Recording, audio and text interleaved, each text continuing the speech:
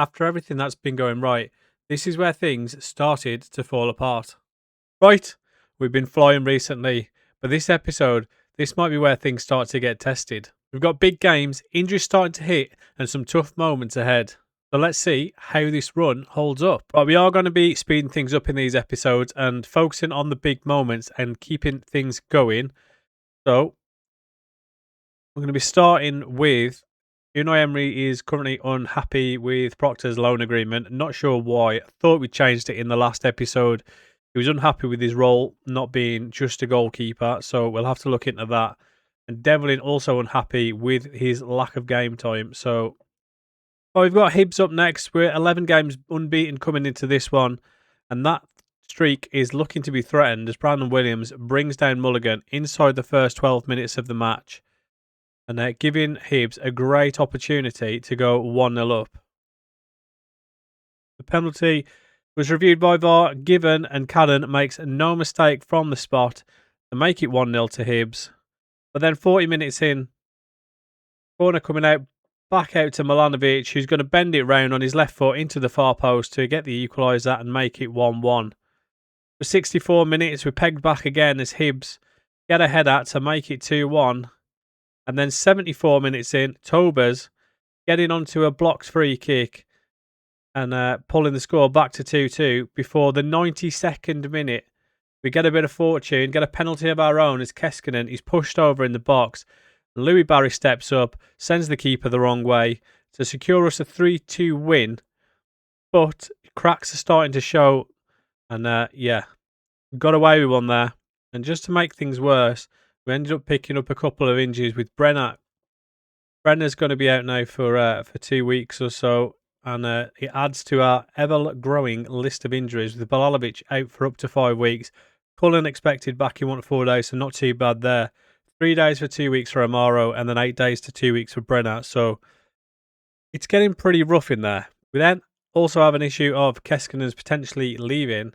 I mean, I say it's an issue, it should be easily fixed. Should just be a case of offering a new contract, and hopefully he signs it, and we're certainly going to be needing to lock him down, as he has certainly been one of our best players, if not our best player, over the season and a half that we've played so far. We then played St Mirren, looking to make it, I think, 12 games now unbeaten.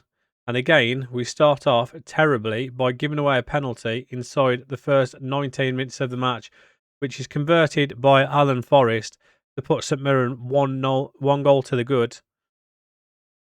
Short-lived though, as 31 minutes in, Darby Keskinen, the man of the moment, gets onto Lazic's pass to make it 1-1, and that's how the scoreline finishes.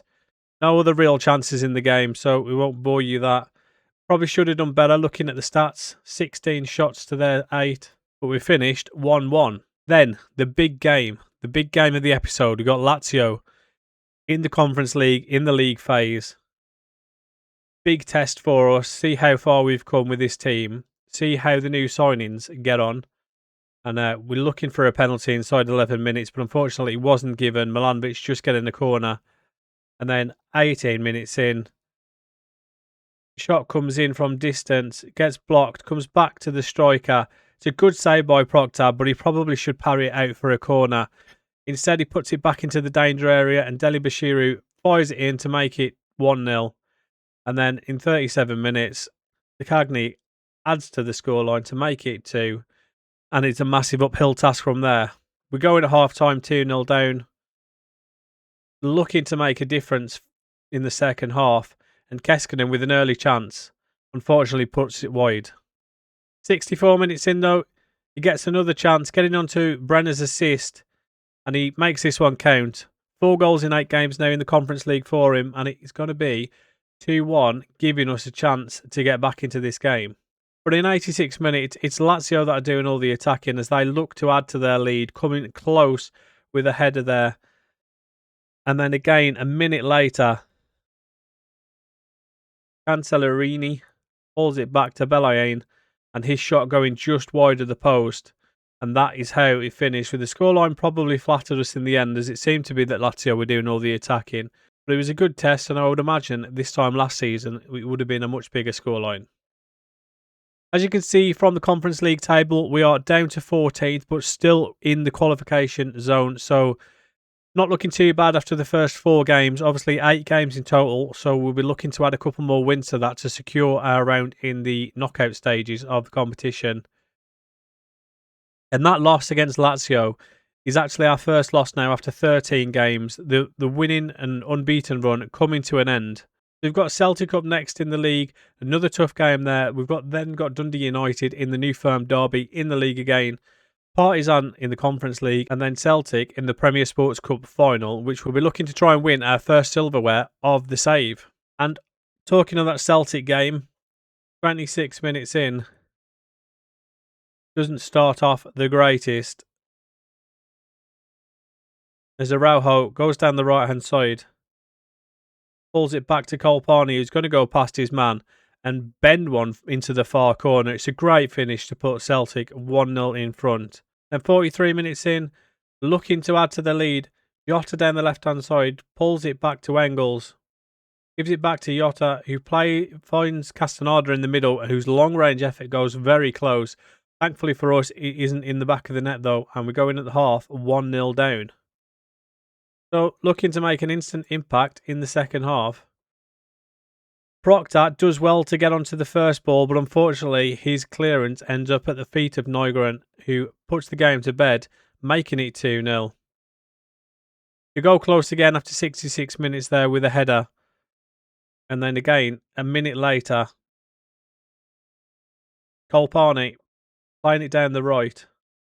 And Hussein Zada goes past his man, tries to go past another, and Brandon Williams with a foul to give a penalty to Celtic and looking to put the game completely out of sight. Thankfully for us though, Proctor makes the save, stops the game from being a complete embarrassment, but unfortunately not enough to get us back into the game as it finishes 2-0. Puts us down to 3rd in the table, and unfortunately for us, one of the reasons we're probably struggling at the moment is things like this with Lazatic going 8 games without scoring a goal.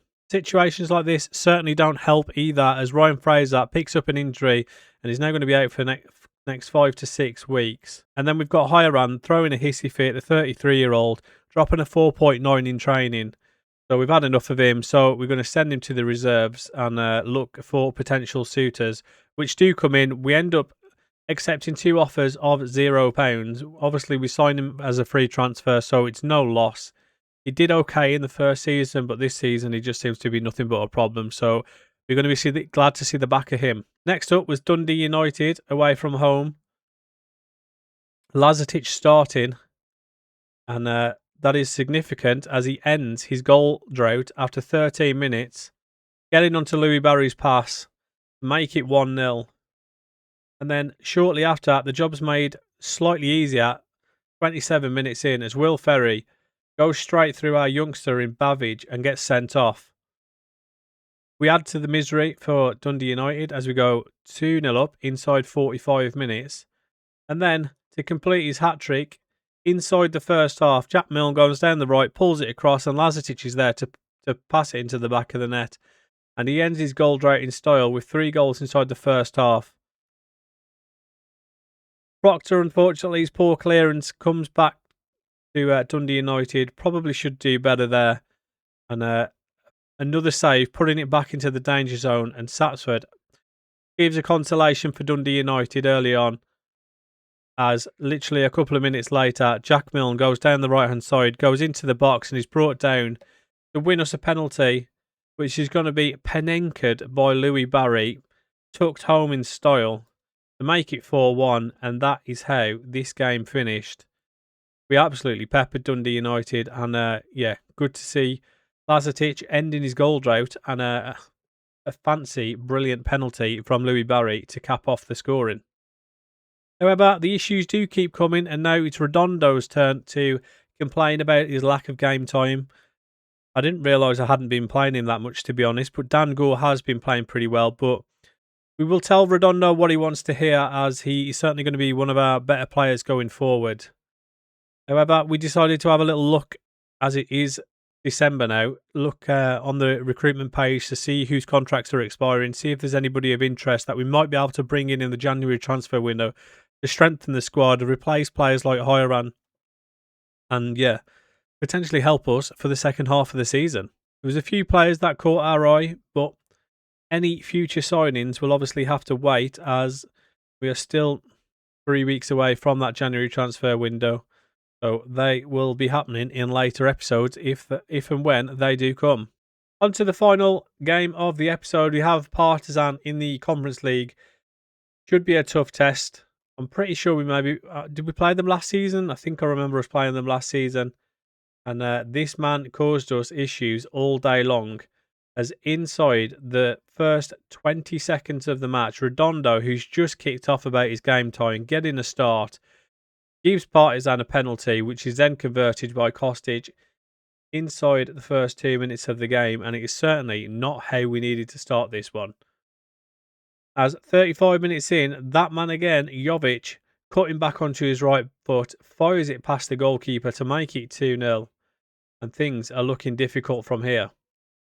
70 minutes in, we give the players a little fire up as Amaro plays it out wide to Milne. He finds Milanovic, who goes inside the box, loses the ball, but the back pass to the goalkeeper puts him in real danger. He tries to clear it and ends up kicking it straight off of Lazatic, whose rebound puts it in the back of the net to make it 2-1.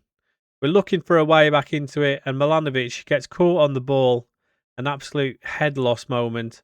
Goes straight through the back of Kostic and gets sent off, making things even more difficult for us.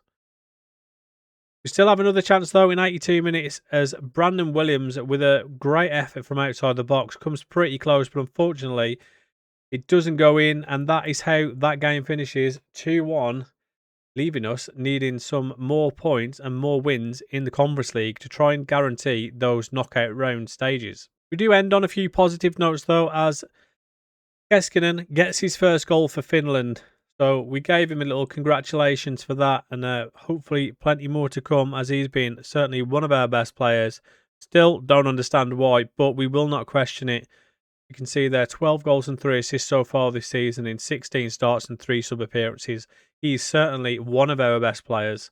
Then we have Amaro, who's happy. We're keeping our promise of playing him as a deep line playmaker. I'm assuming that was a promise that we made to him when we offered him the contract of coming to us. And Litherland is also making some positive developments in training. I think this was the second time in this episode that this actually happened. Obviously, I won't bore you with both of them, but some lovely arrows pointing upwards, suggesting that he's certainly getting better for us, which is great to see. And then the final one, a thing that we all love the most, and that is good youth players coming through. We've got an excellent intake coming for this season, which is a great note to end it on. And yeah, we'll certainly be looking to the future with this one. So yeah, definitely a tougher episode. Some big setbacks, some big moments, but it feels like this is where it starts to get serious now. Next episode, we'll see how we respond. Let me know in the comments if you prefer this format. Obviously, this episode was certainly sped up a bit compared to the other ones. And if you haven't already, drop a like, drop a subscribe if you're new to the channel, and I'll catch you guys in the next one.